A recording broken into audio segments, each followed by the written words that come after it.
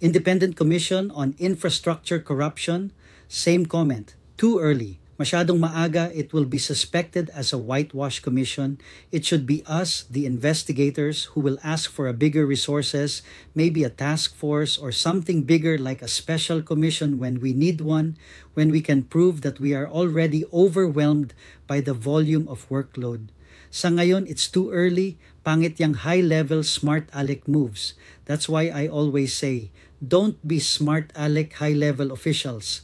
Wala ka pa lang nagawa na isang kaso, magbuo ka na agad ng special commission na gagawa ng libo-libong kaso. Pangit.